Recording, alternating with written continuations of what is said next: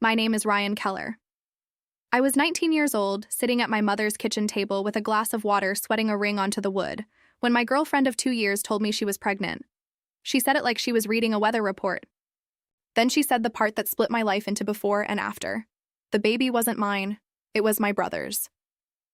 My older brother, Tyler, 22. The one who taught me how to ride a bike and told me when I was 14 that family doesn't lie to family. My mother's hand was already on my shoulder before I could stand up. Not to comfort me, to hold me down. Ryan, honey, we need you to be the mature one here. This is a family situation. Nobody is trying to hurt you. Tyler didn't even look ashamed. He looked relieved, like he'd been carrying something heavy and finally got to set it down on me instead. It just happened, he said. You're gonna understand eventually. We need you to not make this weird for everyone. I want to tell you what. A joint bank account, 3 months of hotel receipts, and one forgotten laptop login taught me about the difference between being mature and being used. But first, tell me what time it is where you are right now and what city you're watching from. Because by the end of this, you're going to want to remember exactly where you were when you heard how it ended for them. And if stories like this matter to you, hit subscribe before we go back to the beginning, because I need you here for what happens next. I need to take you back before that kitchen table, because what happened that day wasn't the first time. It was just the loudest time. I was 11 the first time I watched Tyler take something of mine and watched my parents call it sharing. It was a bicycle. Blue, with a bent kickstand I'd saved birthday money for 2 years to buy. Tyler wanted it for a week because his was in the shop. I said no. My mother said, Ryan, he's your brother. You don't say no to family. I said yes because saying no felt like a crime I hadn't been told the punishment for yet. He kept the bike. For 4 months. I never mentioned it again. Neither did they. I was 15 the second time. Tyler borrowed $300 I'd earned mowing lawns all summer for a concert ticket. He said he'd pay it back in 2 weeks. My father overheard me asking about it at dinner 6 weeks later and told me I was being petty. It's $300, Ryan. He's your brother. This is what family does for each other. I never saw the money. I never asked again. I told myself it didn't matter. I told myself a lot of things didn't matter back then. I was 17 the third time, and this one still sits differently in my chest than the others. I'd been saving for a car, working weekends at a hardware store, keeping the cash in an envelope, taped under my dresser drawer like some kid in a movie who doesn't trust banks. $200 went missing. I asked my mother if she'd seen anyone in my room. She got quiet in a specific way I'd learned to recognize later, the way people go quiet when they already know the answer and don't want to say it out loud. Let it go, she said. We don't need drama in this house. I let it go. I always let it go. That was the pattern. Someone in my family would take something from me, and my job was to make the taking easier for everyone else to live with. Every single time. The message was the same, dressed in different clothes. Be the bigger person. Be the mature one. Don't make this weird. Don't cause drama.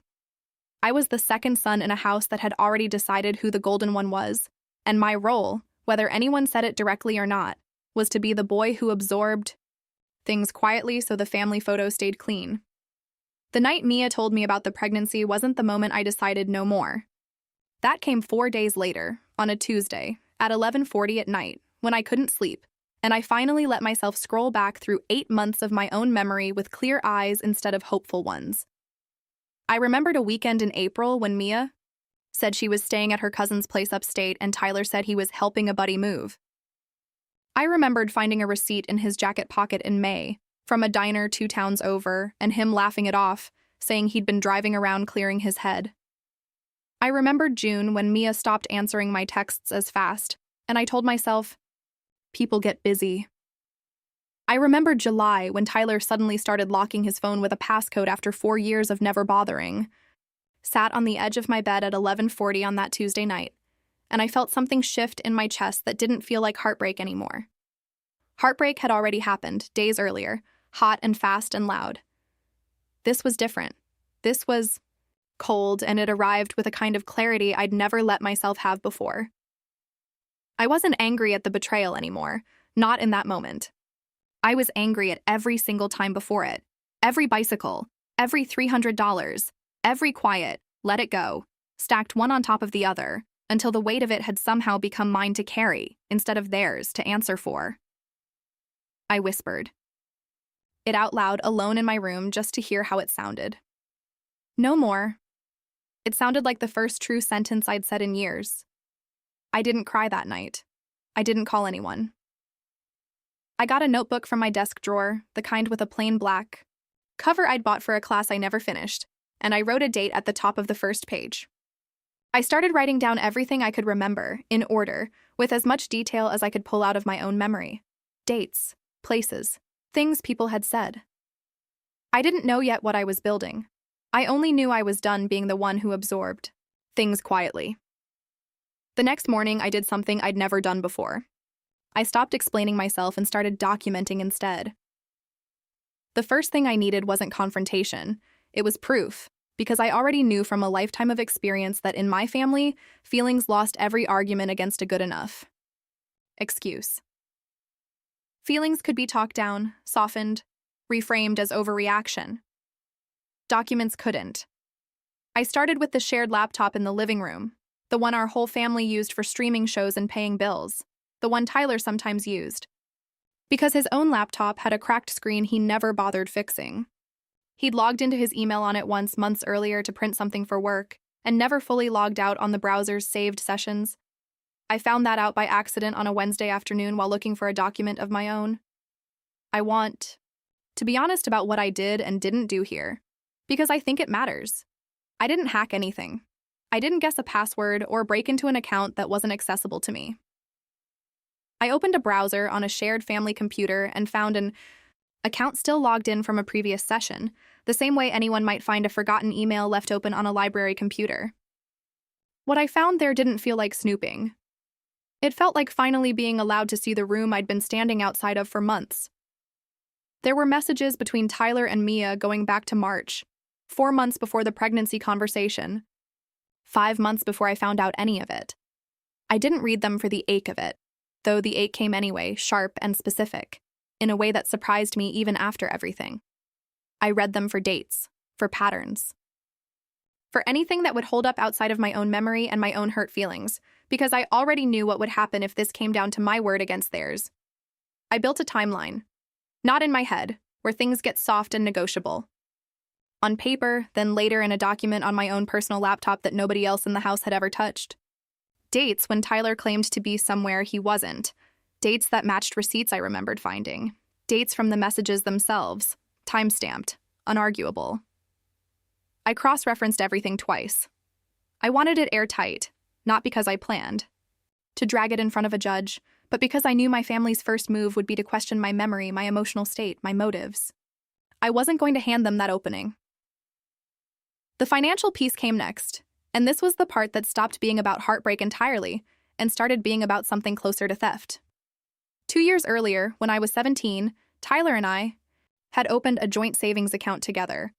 It had started as something almost sweet, if I'm being fair to what it used to be. We were going to split the cost of a used truck we both wanted access to, one of those rare ideas our family actually supported without complication. I put money in from every paycheck at the hardware store. Tyler put money in less consistently, but he put money in. Over 2 years, that account held just over $11,000, mine and his combined, meant for a truck neither of us had gotten around to buying yet. I pulled 6 months of statements online one night, sitting at the kitchen table where all of this had started, and I watched a pattern emerge that made my stomach turn in a slower, colder way than the pregnancy news had.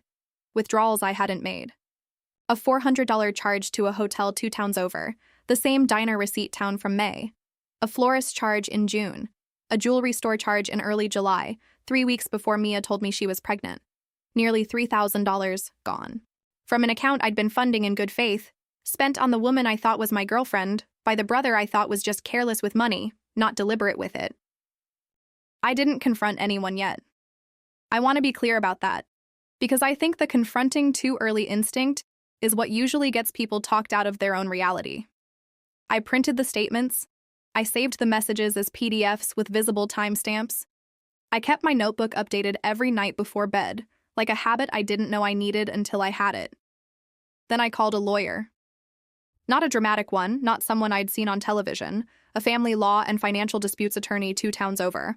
A woman named Patricia Olson, who my hardware store manager had used for something unrelated years earlier and mentioned once in passing. I was 19, and I remember how strange it felt calling to make that appointment, how my voice shook the first time and steadied by the third sentence. I brought the notebook. I brought printed statements. I brought the PDFs on a flash drive. She read through everything in near silence, occasionally making a small mark with a pen, and when she finally looked up, she didn't ask me how I was feeling, which I appreciated more than I expected to. She asked me questions instead. Whose name was on the account? Whether I had documentation of my own deposits, whether Tyler had authorization for the specific withdrawals or a general one, whether the account had ever been formally split by agreement. This isn't just a breakup, she said. Depending on how this account was structured, some of these withdrawals may constitute a real financial dispute, not just a moral one. You have options here that don't involve yelling at anyone across a dinner table. Those words did something to me I hadn't expected. For years, my family had taught me that my only real tool was my willingness to swallow things quietly. Patricia handed me a different tool entirely. Process. Paper. The slow, unglamorous machinery of accountability that doesn't care how charming someone is at Thanksgiving. We started with the account itself. Because it was a joint account with both our names on it, I had the right to request it be frozen pending a formal review while we sorted out the actual ownership of the remaining funds and disputed the questionable withdrawals. I submitted that request through the bank the following morning, with Patricia's guidance on the language to use, careful and factual. Nothing emotional in it at all. Next came my apartment situation, which I haven't mentioned yet because it matters here. 6 months before any of this, I'd moved out of my parents' house into a small one-bedroom with Mia, our names both on the lease, our first real adult step together. Tyler had a key. He'd been given 1 month earlier as a just-in-case favor, back when he was still just my brother and not yet the person who'd fathered a child with my girlfriend. I changed the locks the same week I met with Patricia. Not dramatically, not as a message. I called a locksmith on a Tuesday afternoon and had it done in 40 minutes, quiet as anything. And I felt something settle in my chest when I heard the new deadbolt click into place for the first time. Mia was still living there when I did it.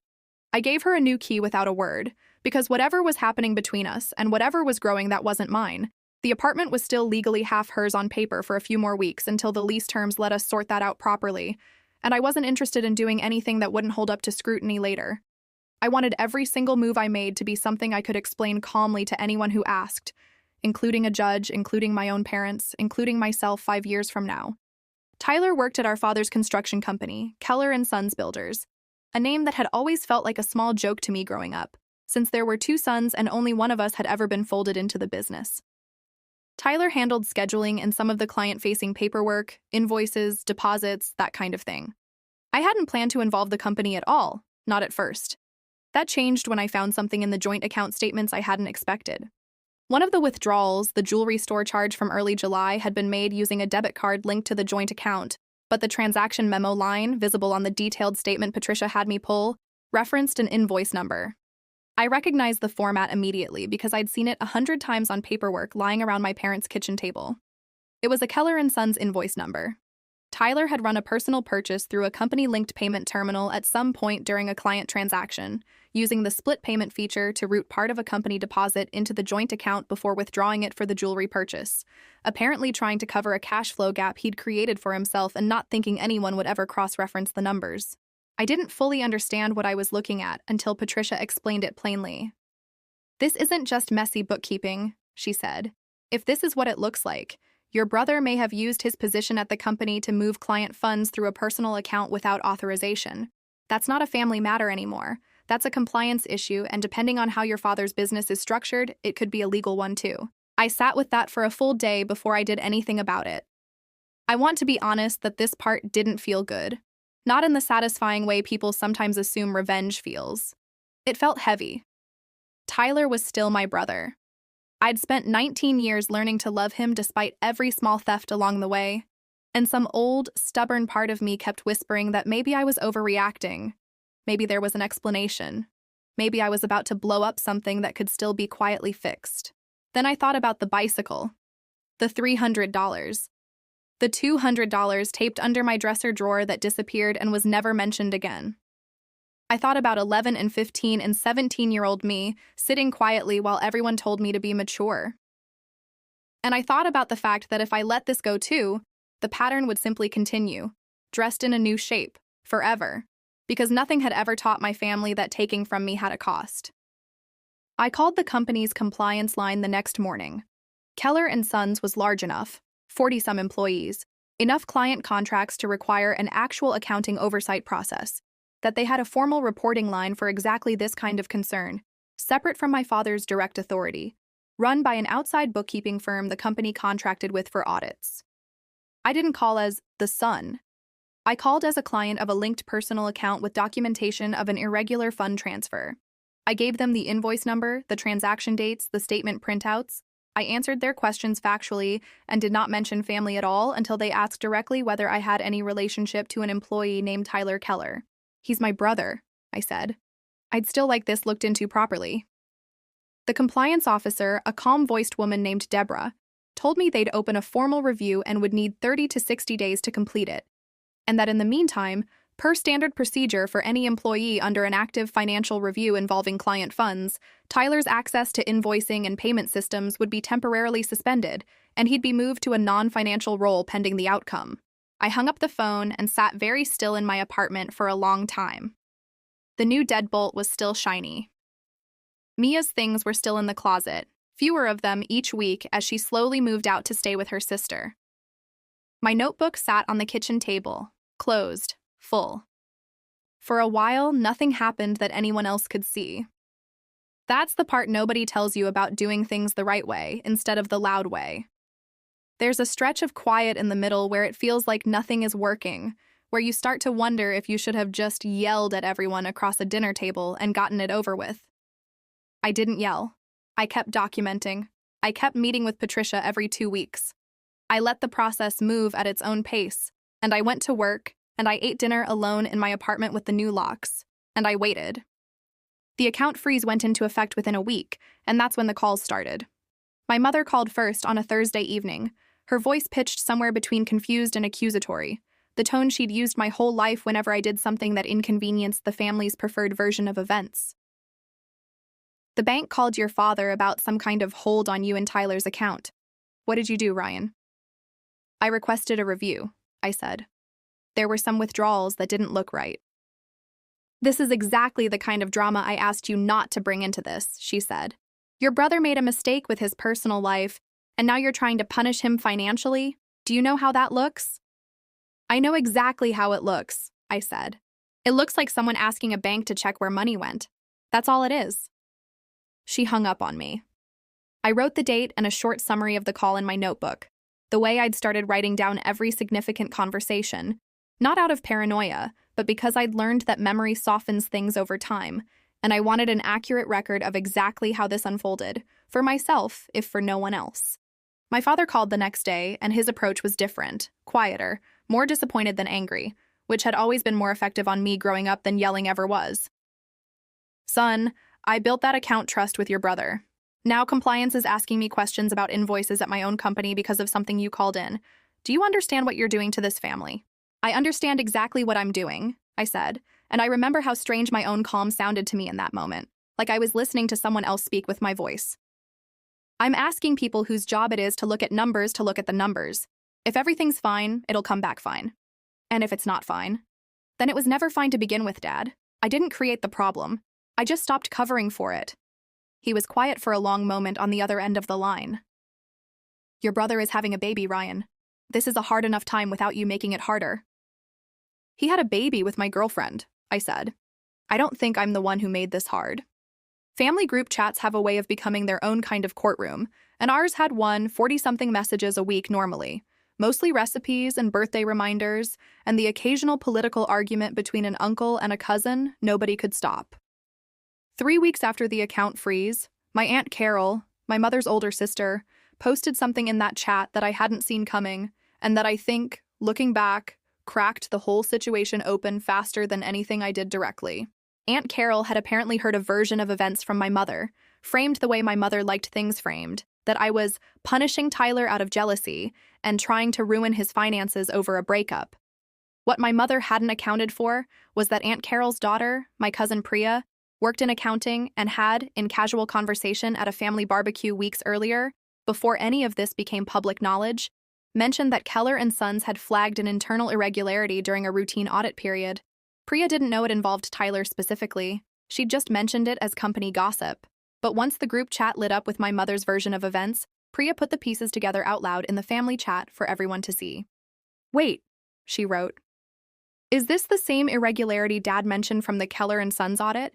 Because that wasn't described as a personal dispute when he heard about it. That was described as a possible misuse of client funds." The chat went quiet for 11 minutes. I know because I was watching it happen in real time, sitting on my couch with a cup of coffee going cold in my hands, and I counted. Then my mother tried to redirect. "This is a private family matter and shouldn't be discussed here." But it was too late for that framing to hold because Priya had already asked the one question that mattered. "If it's private, why did Aunt Linda just tell everyone Ryan was the one causing problems?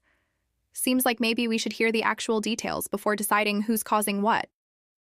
I didn't say anything in the chat for those first 11 minutes. When I finally did, I kept it short and factual, the way Patricia had taught me to communicate about all of this. "There's an active compliance review at the company involving a linked personal account. I reported irregular fund transfers I found while trying to sort out a joint savings account.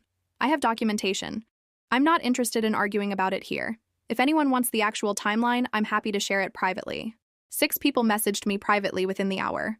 I sent each of them the same clean factual summary, dates and amounts, no editorializing, no mention of the pregnancy or the affair at all, because that wasn't the point I was making. The point was the money. And the money spoke for itself in a way my hurt feelings never could have. The compliance review at Keller and Sons finished in early September, 41 days after I'd made the call.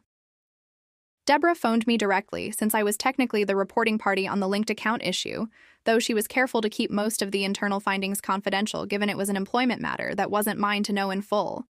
What she did confirm was that the review had substantiated an unauthorized use of a client payment terminal to route funds into a personal account, that it constituted a serious policy violation, and that appropriate action had been taken with the employee in question. I found out what that action was the way I found out most things that fall now, secondhand, through the family instead of directly. My father told my mother told my aunt, and by the time it reached me through a cousin, it had already become the kind of thing nobody could soften anymore. Tyler had been terminated from Keller and Sons, not quietly moved to another role, not given a stern talking to and a second chance the way family businesses sometimes protect their own. Terminated with the company's outside compliance firm recommending they report the finding to their business insurance carrier given the client fund implications, which meant it was now a matter documented well outside our family's ability to control the narrative. My father, I later learned, had wanted to handle it internally, quietly, the way he'd handled every small thing Tyler had ever done wrong. But once an outside compliance firm and an insurance carrier are involved, family matter stops being a category that applies. The paperwork exists whether anyone wants it to or not. The confrontation, when it finally came, wasn't something I orchestrated. It happened at a family dinner in mid-September, one I almost didn't attend, at my parents' house, the same kitchen table where all of this had started 3 months earlier. I went because Patricia had actually advised me to, in an odd way. "If they want to have this conversation in front of the family," she'd said in our last meeting, "let them. You don't need to hide from a conversation you can back up with paper. Just stay calm and let the facts do what they do." Tyler was already at the table when I arrived, and I remember how different he looked. Thinner somehow, though it had only been weeks. He didn't have the easy, entitled posture from that first kitchen table conversation anymore. My mother had made a pot roast, the kind of dinner she made when she wanted everyone at the table to remember they were a family, as if the smell of a slow-cooked meal could undo 11, 15, 17, and now 19. "We need to talk about what you're doing to this family," my father said before I'd even sat down. His voice had the old weight to it, the one that used to work on me instantly. "I'm not doing anything to this family," I said, sitting down anyway, keeping my voice level. "I'm letting a review process finish. That's all that happened." "You cost your brother his job, Ryan?" My mother's eyes were wet, the way they always got when she wanted a room to feel the weight of her disappointment. "He's about to be a father. How is he supposed to provide for a baby now?" I felt the old pull, the muscle memory of 19 years of absorbing things quietly to make a room feel comfortable again. I felt it, and then I let it pass through me instead of controlling me, the way you let a wave move past instead of fighting it. He cost himself his job, I said. I didn't move client money through a personal account. I didn't spend $3,000 of savings I helped build on hotel rooms and jewelry from my brother's girlfriend. I asked a bank to look at some numbers. The numbers did the rest. You didn't have to call the company, my father said. You could have handled the account privately. I tried handling things privately my whole life, I said, and my voice didn't shake, which surprised me even as I said it. I handled a bicycle privately when I was 11. I handled $300 privately at 15. I handled $200 taped under my dresser drawer privately at 17. Every single time I was told to be the mature one, to not make it weird, to let it go for the sake of the family. I did that every time. I'm done doing that. Tyler finally spoke, quietly, not looking at me. I didn't think it would go this far. Neither did I said. And for the first time all night, I meant it gently, not as a weapon. I didn't think any of it would go this far either. Not the affair, not the account, not any of it. But it did, and I stopped being the only person in this family expected to absorb the cost of that. My mother tried one more time, her voice cracking in the specific way that used to end every argument in her favor. We are your family, Ryan. Doesn't that mean anything to you? It means everything to me, I said. That's why it took me 19 years to understand that being someone's family doesn't mean being their consequence-free zone. Nobody said anything for a long moment. The pot roast sat cooling in the middle of the table, untouched by anyone but Tyler, who'd apparently started eating out of habit before any of this began, and now sat with his fork resting against the plate, not moving. I froze the account because there were unauthorized withdrawals, I continued, keeping my voice even, factual, the way Patricia had taught me across weeks of preparation I hadn't even realized was preparation for exactly this moment. I reported the invoice discrepancy because it was a discrepancy, and I work with numbers I trust, not numbers I hope are fine. Everything that happened after that happened because the facts held up. If they hadn't held up, none of this would have gone anywhere. I didn't destroy anything. I just stopped protecting things that were already broken. I left before dessert. Nobody stopped me at the door. The weeks after that dinner were quieter than anything before them, and quiet, I've learned, can be its own kind of proof that something real finally shifted. The bank completed its review of the joint account in early October and formally split the remaining balance according to documented contributions, with the disputed withdrawals returned to the account pending further resolution between Tyler and me directly, which Patricia handled through a simple written agreement rather than anything more adversarial than it needed to be. I got back just over $7,000 of the 11 that had been in there. It wasn't about the total amount by the end. It was about the fact that a neutral process, not my word against his charm, had determined what was actually mine. Mia finished moving her things out of the apartment by the end of September. We didn't have a dramatic final conversation. There wasn't much left to say that documents and silence hadn't already said better than either of us could. I heard secondhand again, the way I hear most things about that side of my life now, that she and Tyler weren't living together, that things between them had gotten strained under the weight of everything that had come out, that his job loss had put a pressure on whatever they'd been building that it apparently couldn't survive. I don't take pleasure in that. I want to be honest about that too. I didn't do any of this to destroy their relationship. I did it because I refused to keep paying for a life I wasn't part of anymore. Tyler found work eventually, somewhere outside the family industry, somewhere that didn't have my father's name on the building. I don't know the details, and I've stopped needing to know them. My parents and I speak occasionally now. Careful, shorter conversations than we used to have, conversations that don't assume I'll fold the way I always used to. My mother has never apologized directly for any of the bicycles or the $300 or the $200 under my dresser drawer. I've made a kind of peace with that. Some people only learn a boundary exists once it costs them something. I'm no longer interested in teaching that lesson for free. The apartment is quiet now, in a way I didn't expect to feel so good. I come home from work and the new deadbolt clicks shut behind me, and nobody has a key but me. There's no envelope of cash taped under a dresser drawer anymore, waiting to disappear. There's no joint account waiting to be drained by someone I trusted. There's just a small one-bedroom apartment with my name on the lease, my name on the utilities, my name on everything, and a silence in the evenings that isn't lonely so much as it is mine. I think a lot about the difference between revenge and self-respect, because people have asked me since I started telling this story, Whether what I did was about getting back at my brother, at my parents, at Mia. I don't think it was, and I've had a long time to sit with the question honestly. Revenge wants someone to suffer for the sake of suffering. It wants a scoreboard. What I wanted was simpler and, I think, harder to argue with. I wanted the truth to exist, somewhere outside my own head, written down, dated, provable, so that nobody could ever again tell me my memory was the problem. I wanted consequences to land where they'd actually been earned instead of being redirected onto the person willing to carry them quietly. That's not revenge. That's just refusing to be the family's shock absorber anymore. I didn't yell at anyone. I didn't post anything online naming names, didn't show up anywhere uninvited, didn't do a single thing I couldn't explain calmly to a stranger, a lawyer, or my own future self 5 years from now. I gathered facts. I let people whose job it was to evaluate facts do exactly that. Everything that happened to Tyler happened because of choices Tyler made, documented in his own messages, his own transactions, his own signature on invoices he shouldn't have touched. I just stopped being the reason nobody ever had to answer for any of it. So here's my question for you, and I'd genuinely like to know the answer in the comments. Have you ever been the one in your family or your friend group who was always asked to be the mature one? The one expected to swallow things quietly so everyone else's version of peace could stay intact? And if you have, what finally made you stop? Thank you for watching this whole story. If it meant something to you, if any part of it felt familiar, hit like, subscribe if you haven't already, and tell me your own story in the comments. I read every single one. I'll see you in the next story. This story is a work of fiction. Any resemblance to real persons, living or deceased, or actual events is purely coincidental. Names, characters, and incidents are the product of the author's imagination and are used fictitiously.